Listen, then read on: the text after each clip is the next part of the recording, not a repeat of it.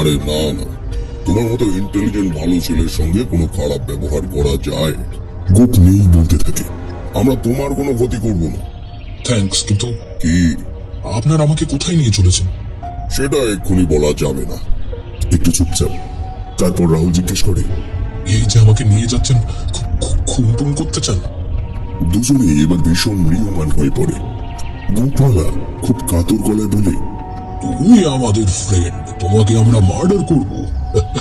এমন কথা মুখ থেকে বার করতে পারলে? ঠিক আছে ঠিক আছে, উইথড্র করছি। তবে কি আমাকে কোথাও আটকে রাখতে চান? আটকে রাখবো মানে? তুমি আমাদের একজন লাভেবল গেস্ট, কিছুদিন আমাদের কাছে থাকবে। কয়দিন? That depends. বুঝতে না পেরে রাহুল একবার গোপওয়ালা আর একবার গোপ নেইয়ের দিকে তাকায়। গোপওয়ালা বলে, আসলে ব্যাপারটা নির্ভর করছে তোমার বাবার উপর। যদি তিনি আমাদের কথায় রাজি হন, 2-3 দিনের ভেতরে বাড়ি ফিরে যাবে। তিনি যদি দেরি করেন, তোমার ফেরাটাও দেরি হবে। কিছুক্ষণ চিন্তা করে নিল রাহুল, তারপর বলল, বাবার কাছে আপনারা কি টাকা চান? গোপ নেই যেন ভীষণ লজ্জা পেয়েছে, এমন ভাব করে জিভ কেটে বলে, ছি ছি ছি ছি, তোমার জন্য র্যানসাম চাইব? আমাদের এত খারাপ ভেবো না। র্যানসাম কথাটার মানে যে মুক্তিপণ, তা জানে রাহুল। সে বেশ অবাকই হয়। এই ধরনের লোকেরা টাকা আদায়ের জন্য ছেলে মেয়ে চুরি করে নিয়ে যায়, কিন্তু এরা টাকা চায় না। রাহুল জিজ্ঞেস করে, তাহলে? গোপওয়ালা বলে, তোমাকে সোজাসুজি বলা যাক, তোমার বাবা তো একজন বিরাট পুলিশ অফিসার। এবার আর অবাক হয় না রাহুল। তাদের সম্বন্ধে সব খবর জোগাড় করে গোপওয়ালারা তাকে কিডন্যাপ করেছে। সে আস্তে মাথা নাড়ে। গোপওয়ালা বলে, ও শুনি আমাদের কজন বন্ধুকে অ্যারেস্ট করেছেন। ওদের ছেড়ে দেবার ব্যবস্থা করলেই তুমি বাড়ি পৌঁছে যাবে। সেই কটা দিন শুধু তোমাকে আমাদের কাছে থাকতে হবে। এবারে রাহুলের মনে পড়ে যায়, সত্যি পরশু বাবা তার ডিপার্টমেন্টের কজন জুনিয়র অফিসারকে নিয়ে একদল ব্যাংক ডাকাতকে ধরেছিলেন। কাগজে সেই খবর বেশ বড় করে বেরিয়েছে। গোপওয়ালাদের মতলব হলো তাকে আটকে রেখে ওদের পুলিশের হাত থেকে বের করে আনা। রাহুল কি বলবে ভেবে পায় না। গোপ নেই বলে, এ ব্যাপারে বন্ধু হিসেবে তোমার কাছে আমরা একটু সাহায্য চাই। রাহুল জিজ্ঞেস করে, কি সাহায্য? আমরা তোমাকে যেখানে নিয়ে যাচ্ছি সেখানে টেলিফোন আছে। ফোন করে বাবাকে বলবে উনি যেন আমাদের বন্ধুদের ছেড়ে দেন। বাবা হয়তো মনে করতে পারেন তোমার মতো গলা করে কেউ কথা বলছে, তাই একটা চিঠিও লিখে দেবে। সেটা আমরা ওর কাছে পৌঁছে দেবো, কেমন? এখন আপত্তি করলে বা রাজি না হলে গোপওয়ালারা নিশ্চয় খুশি হবে না। ওদের চটিয়ে দেওয়াটা বুদ্ধিমানের কাজ নয়। কোথায় ওরা নিয়ে যাচ্ছে, কখন সেখানে পৌঁছতে পারবে জানা নেই। তবু ভাবার মতো খানিকটা সময় নিশ্চয়ই সে পাচ্ছে। পরে ঠিক করে নেবে কি করবে আর কি করবে না। এখন ওদের কথায় সায় দেওয়াই ভালো। রাহুল বলে, ঠিক আছে। Many thanks. গোপ নেই রাহুলকে বলে, আমরা আসানগঞ্জ বলে একটা জায়গায় পৌঁছে তোমাকে একটু কষ্ট দেব। ভেতরে ভেতরে বেশ ঘাবড়ে যায় রাহুল। অবশ্য লোক দুটোকে তা বুঝতে দেয় না। বলে, কিরকম কষ্ট? তোমার চোখ বেঁধে ফেলবো, কারণ আসানগঞ্জ থেকে আমরা কোন রাস্তায় যাব সেটা তোমাকে জানতে দিতে চাই না। ঠিক আছে। এদিকে দমদম এয়ারপোর্ট পর্যন্ত এসেছে রাহুল।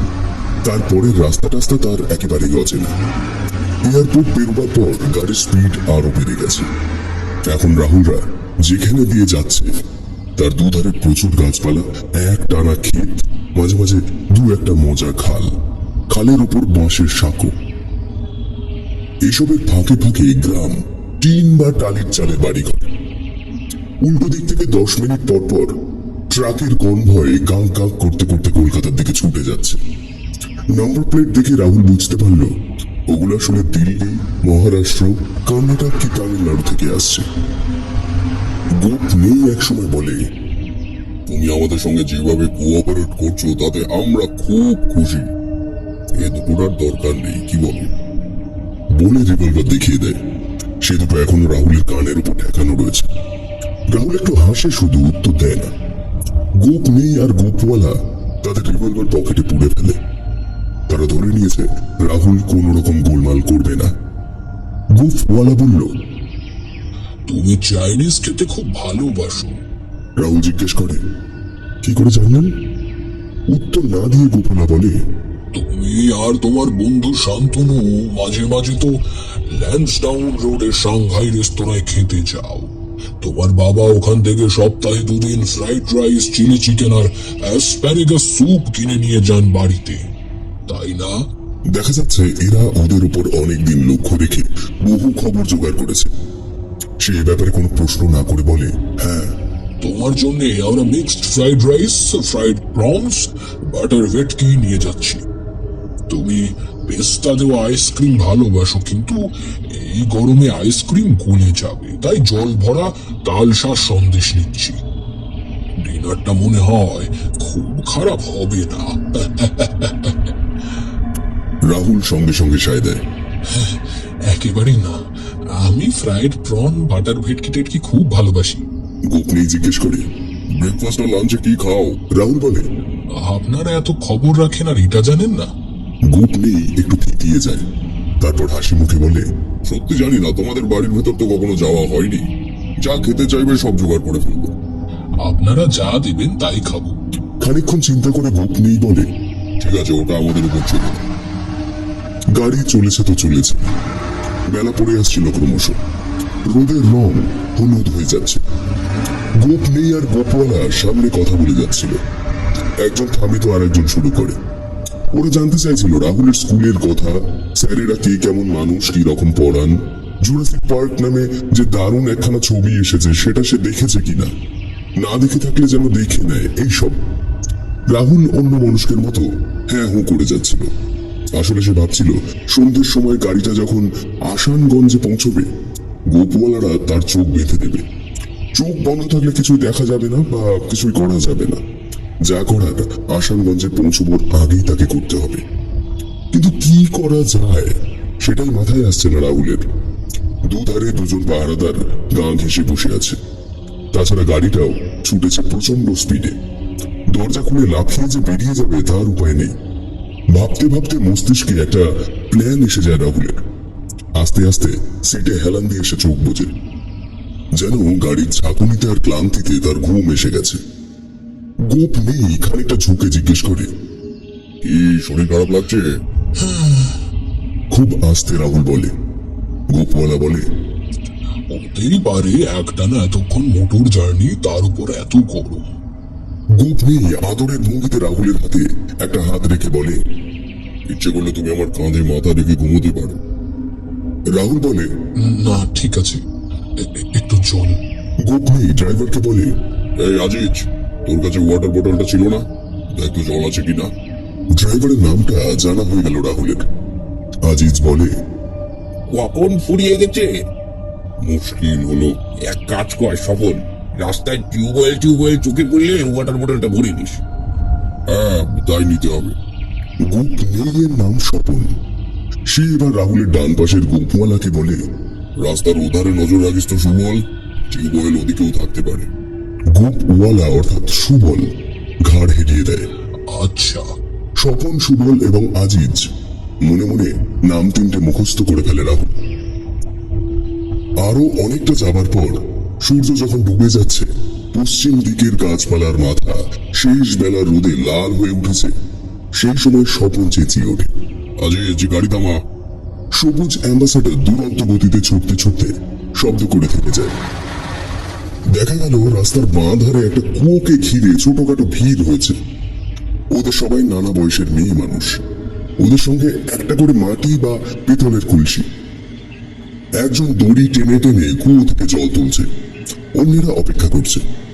কাছাকাছি কোথাও নিশ্চয়ই গ্রাম আছে, ওরা সেখান থেকে জল নিতে এসেছে। স্বপন বলে, রাহুল বাবু, তোমরা একটু ওয়েট করো, আমি কুয়ো থেকে জল নিয়ে আসি। রাহুল সাড়া দেয় না, যেন ঘুমিয়ে পড়েছে এমন ভাব করে কাত হয়ে পড়ে থাকে। স্বপন আজিজের ওয়াটার বোতলটা হাতে ঝুলিয়ে কুয়োর দিকে চলে যায়। রাহুল মনে মনে ভেবে নেয়, জল নিয়ে স্বপনের ফিরে আসতে মিনিট 5-এর বেশি লাগবে না। সময়টা খুবই দামি, যা করার এর মধ্যে করে ফেলতে হবে। আস্তে আস্তে ডান দিক ফিরে চোখের পাতা অল্প একটু খুলে রাহুল দেখতে পায় সুবল জানলার বাইরে তাকিয়ে তাকিয়ে সিগারেট খাচ্ছে, আর আজিজ খুব মন দিয়ে উইন্ডো স্ক্রিনের ওধারে কি যেন দেখছে। দুজনের কারো তার দিকে লক্ষ্য নেই। এর চেয়ে ভালো সুযোগ আর পাওয়া যাবে না। নিঃশব্দে সে ওধারের দরজা দিয়ে নেমে যায়। কুয়োর দিকে যাওয়া নিরাপদ নয়, সেখানে স্বপন রয়েছে। রাহুল সবুজ অ্যাম্বাসেডর আর স্বপনের ওপর চোখ রেখে খুব সাবধানে উল্টো দিকে কয়েক পা গিয়ে ছুটতে শুরু করে। এদিকটায় বাড়ি ঘর গ্রাম তেমন কিছু নেই, জায়গাটাও সমতল নয়, উঁচু নিচু। যত দূর চোখ যায় ঢেউ খেলানো ফাঁকা মাঠ, মাঝে মাঝে ঝোপঝাড়। ছুটতে ছুটতে রাহুল ভাবল সবার আগে স্বপনদের চোখের আড়ালে যাওয়া দরকার। তারপর ঠিক করবে কি করে কিয়াতলায় ফেরা যায়। তার সঙ্গে 40 টাকার মতো আছে। বাস বা ট্রেন যাই পাওয়া যাক, ওই টাকায় কলকাতার টিকিট হয়ে যাবে। শুধু আফসোস হচ্ছে শান্তনুদের সেই ক্যাসেটগুলো গাড়িতেই পড়ে রইল। ওগুলো আনলে অতটা ওজন নিয়ে দৌড়তে অসুবিধা হতো। স্বপনের মাথার ভেতরে একটা ক্লোজ সার্কিট টিভি বসানো রয়েছে যেন। হঠাৎ বোধহয় বুঝতে পারে রাহুল গাড়ির ভেতরে নেই। দ্রুত ঘুরে দাঁড়ায় সে। যা ভেবেছিল তাই, গাড়িতে আজিজ আর সুবল রয়েছে শুধু। বিদ্যুৎ গতিতে স্বপন অ্যাম্বাসেডারের কাছে চলে আসে, চিৎকার করে বলে, ইডিয়েট, ছেলেটা ভাগলো আর তোরা এরকম হা করে বসে আছিস। বেরিয়ে আয় কুইক, ওকে খুঁজে বের করতে হবে, নইলে ভীষণ বিপদ। আজিজ আর সুবল গাড়ি থেকে লাফিয়ে নেমে পড়ে। এধারে ওধারে তাকিয়ে অনেক দূরে ওরা একটা ছোটখাটো টিলার মাথায় রাহুলকে দেখতে পায়। সঙ্গে সঙ্গে শিকারী কুকুরের মতো সেদিকে ছুটতে থাকে। রাহুল দৌড়তে দৌড়তে মাঝে মাঝে পেছনে ফিরে তাকাচ্ছিল। সে স্বপনদের দেখতে পেয়েছে, যদিও তাদের মধ্যে 300-400 গজের দূরত্ব, আর সে নিজে চ্যাম্পিয়ন স্প্রিন্টার। তবু ছোটার গতি আরো বাড়িয়ে দিল। রুক্ষ পাথরের মাটির উপর দিয়ে হরিণের মতো যেন উড়ে যাচ্ছে রাহুল। সে জানে এ জন্মে তাকে ধরা স্বপনদের পক্ষে সম্ভব নয়। তবে একটাই ভয়, ওরা যদি পেছন থেকে গুলি টুলি ছুড়ে বসে। অবশ্য অত দূর থেকে ছুটন্ত অবস্থায় টার্গেটে গুলি লাগানো সহজ না। প্রায় 2 কিলোমিটার দৌড়াবার পর খানিকটা দূরে একটা নদী চোখে পড়ল। নদীটা একসময় বিরাট ছিল, কিন্তু দুধারে খাত অনেকটা শুকিয়ে গেছে। মাঝখানে 50 গজের মতো সরু জলের ধারা। সেখানে স্রোত আছে কি নেই বোঝা যায় না। নদীটার এপারে ওপারে অসংখ্য বক মৌলবাবদের মতো বসে আছে। রাহুল থমকে দাঁড়িয়ে যায়। তারপর পলকের জন্য ঘুরে তাকাতেই চমকে ওঠে। স্বপন তার পিছু ছাড়েনি। মাঝখানের দূরত্বটা সেই 300-400 গজের মতোই রয়ে গেছে। তবে আগে 3 জন একসঙ্গে প্রায় গায়ে গা ঠেকিয়ে আসছিল। এখন তারা কৌশলটা পাল্টে ফেলেছে। স্বপন আসছে অনেকটা ঘুরে ডান দিক থেকে, আজিজ বাঁ দিক থেকে, আর সুবল সোজাসুজি। তার মানে নদীর দিকে যাওয়া ছাড়া উপায় নেই। রাহুল তরতর করে নেমে যায়। সে খুব ভালো সাঁতার জানে। অ্যান্ডারসন ক্লাবে ছোটবেলা থেকে শিখে আসছে, কিন্তু তার দরকার হলো না। নদীতে জল মোটে কোমর সমান। রাহুলকে দৌড়ে আসতে দেখে বকেরা কক কক আওয়াজ করে ডানা ঝাপটাতে ঝাপটাতে উড়ে যেতে লাগলো। নদী পেরিয়ে ওপারে উঠে সিকি কিলোমিটার যেতেই পাতলা জঙ্গল। সেটা পার হলেই মস্ত একটা টিলা। টিলার মাথায় জঙ্গল ঘন হয়ে আছে। তার ভেতরে প্রকাণ্ড একটা ভাঙাচোরা বাড়ি। একসময় হয়তো রাজপ্রাসাদ ছিল। টিলায় উঠে আবার পেছন ফেরে রাহুল। স্বপনরা এখনো তাড়া করে আসছে। এদিকে সূর্য প্রায় ডুবে গেছে। আবছা অন্ধকার নামতে শুরু করেছে সব দিকে। রাজবাড়িতে ঢোকা ছাড়া উপায় নেই রাহুলের। জঙ্গল ঠেলে আরো কিছুটা যাবার পর বিশাল গেট। লোহার পাল্লা কবেই ভেঙে গেছে। পাশে নহবত খানার একই হাল। রাহুলের পায়ের শব্দে শুকনো পাতার উপর দিয়ে সটসট করে গিরগিটি আর নানা ধরনের পোকামাকড় ছুটে যেতে লাগলো। কোথাও যেন 3-4টে তক্ষক ডেকে উঠল। রাহুল রাজবাড়িতে ঢুকে পড়ে। আপাতত এখানে তাকে লুকিয়ে থাকতে হবে। তারপর ঠান্ডা মাথায় ভাববে কি করে স্বপনদের চোখে ধুলো দিয়ে কলকাতায় পৌঁছানো যায়। গেট পেরোতেই অনেকটা ফাঁকা জায়গা। বোঝা যায় সেখানে একসময় বাগান ছিল, এখন শুধুই আগাছা। তার ভেতর পাথরের তৈরি অনেকগুলো হাত পা ভাঙা পুড়ি মুখ থুবড়ে পড়ে আছে। একটা মস্ত ফোয়ারাও দেখা গেল, তবে সেটা আস্ত নেই। পুড়িগুলোর মতোই তার হাল। আগাছার ভেতর দিয়ে একটু এগুলেই চওড়া চওড়া অনেকগুলো শ্বেত পাথরের সিঁড়ি। সিঁড়ি ভেঙে একতলার একটা প্রকাণ্ড হল ঘরে চলে আসে রাহুল। মেঝেতে 1 ফুট ধুলোবালি জমে আছে। হলটাকে ঘিরে 10-12টা ঘর, কিন্তু কোনোটারই দরজা জানলা নেই। সব হা হা করছে। না, এখানে লুকিয়ে থাকা যাবে না, স্বপনরা ঠিক ধরে ফেলবে। হলের ডান দিক দিয়ে দোতলায় যাওয়ার সিঁড়ি। সিঁড়ি ভেঙে তরতর করে উপরে উঠে যায় রাহুল। দোতলাটা ঠিক নিচের তলার মতো। বিরাট হল ঘর এখানেও, অনেকগুলো ঘর, কিন্তু সেগুলো দরজা জানলা কবে লোপাট হয়ে গেছে। রাহুল এমনিতে খুব সাহসী ছেলে, কিন্তু এখন একেবারে দিশেহারা হয়ে পড়ে। কি করবে, কোথায় লুকোবে যখন ঠিক করতে পারছে না।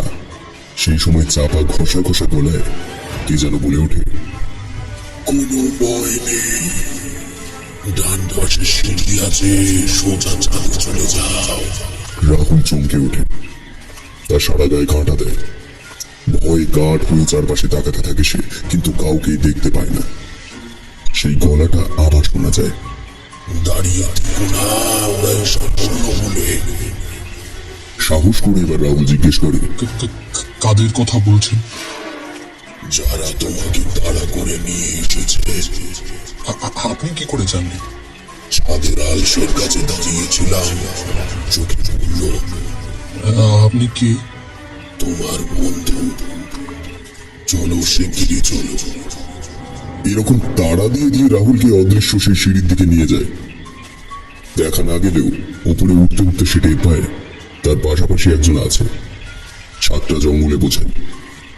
এক ধারে ভাঙা আলমারি, খাট এবং অন্যান্য বাতিল আসবাব দায় হয়ে পড়ে আছে। আর একদিকে লোহার দরজাওয়ালা একটা ঘর। ঘরে যে লোহার দরজা লাগানো হয় সেটা এই প্রথম দেখল সে। রাহুল কিছু বলতে যাচ্ছিল, হঠাৎ সিঁড়িতে পায়ের আওয়াজ পাওয়া যায়। সেই সঙ্গে স্বপনদের গলা ভেসে আসে, মনে হচ্ছে দোতলাতেও নেই। ছাদে চল। হ্যাঁ, কুইক কুইক কুইক। সুবল একসময় বলে ওঠে, এই বাড়িটা খুব চেনা চেনা মনে হচ্ছে, অনেকদিন আগেও একবার এসেছিলাম না? স্বপন বলে, রাইট, নির্মলকে নিয়ে এসেছিলাম, তুই তার মাথায় গুলি করেছিলি। আজিজ বলে, এই বাড়িতে আজ আর একটা মার্ডার হবে। শুনতে শুনতে বুকের ভেতরটা হিম হয়ে আসে রাহুলের। কানের কাছে সেই ঘষা গলাটা ফের শুনতে পায় সে। নার্ভাস হলো না, চট করে ভাঙা আলমারিগুলোর পিছনে লুকো। রাহুল আর দাঁড়ায় না, দৌড়ে আসবাবের স্তূপের আড়ালে গিয়ে গুটি সুটি মেরে বসে। গরমকালে সন্ধ্যা হলে অন্ধকার এখন তেমন ঘন হয়নি, তাই সে দেখতে পেল স্বপনরা উপরে উঠে এসেছে। 11A সাইড ফুটবল খেলার মাঠের মতো ছাদটা বিশাল। স্বপনরা এই মাথা থেকে ও মাথা 3-4 বার উন্মাদের মতো ছোটাছুটি করল। এইটুকু বাঁচো আর রাহুলের দিকে ওরা আসেনি।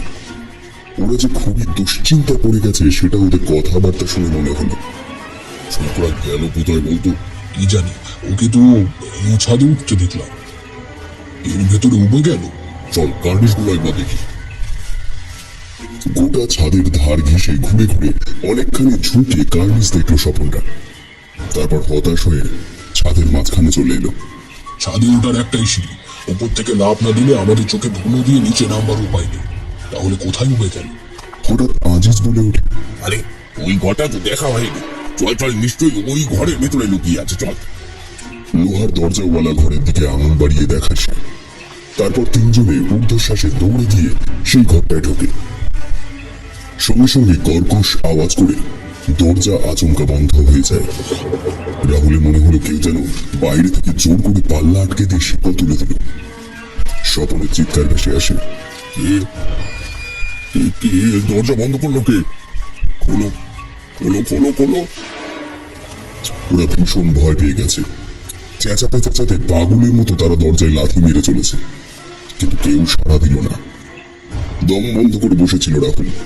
সে জানতো তার সেই অদৃশ্য বন্ধুর গলা একসময় শুনতে পাবে।